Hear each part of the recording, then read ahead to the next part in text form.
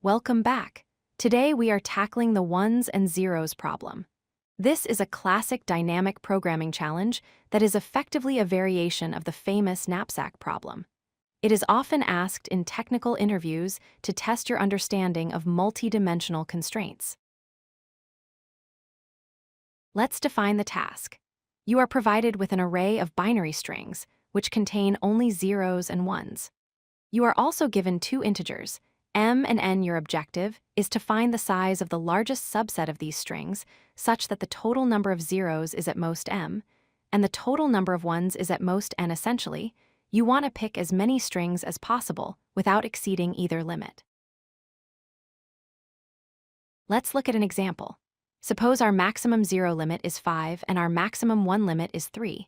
We have a list of strings like 10, 0001, and so on.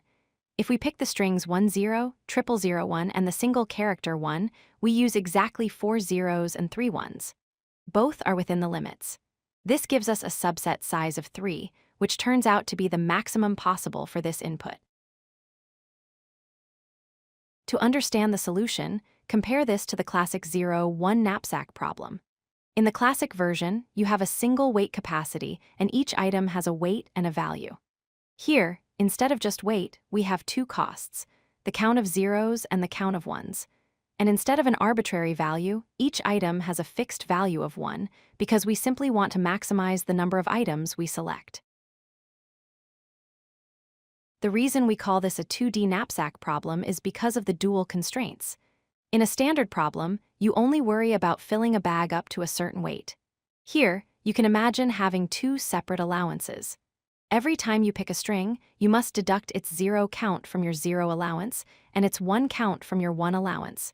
You cannot run out of either.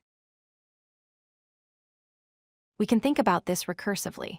For every string in our list, we have a simple decision to make. Either we include it in our subset or we don't. If we skip it, our limits remain the same.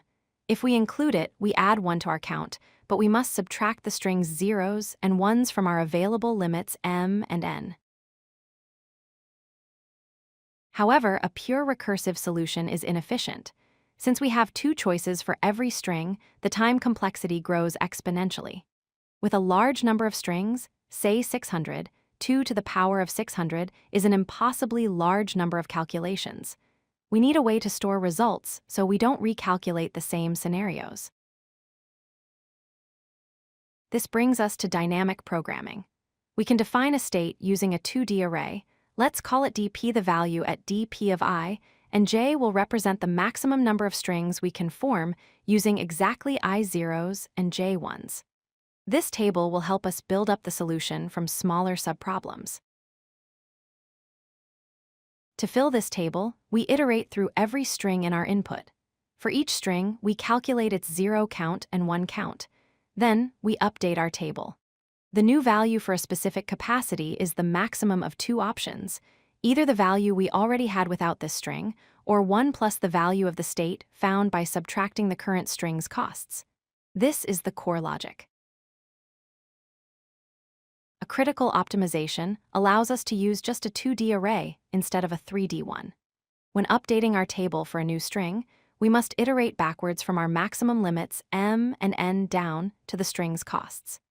Iterating backwards ensures that we are using values from the previous iteration, effectively meaning we don't accidentally use the same string twice for the same subset. Let's analyze the efficiency. The time complexity is big O of L times M times N, where L is the number of strings. This is because for every string, we update the entire M by N table.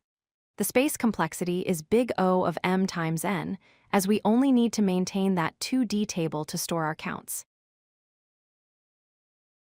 To summarize, the ones and zeros problem is solved by treating it as a knapsack problem with two distinct weights.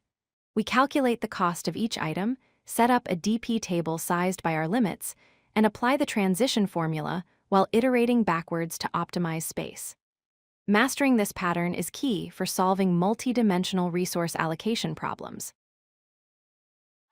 If you like this video, hit that like button and don't forget to subscribe. Visit codelucky.com for more such useful content.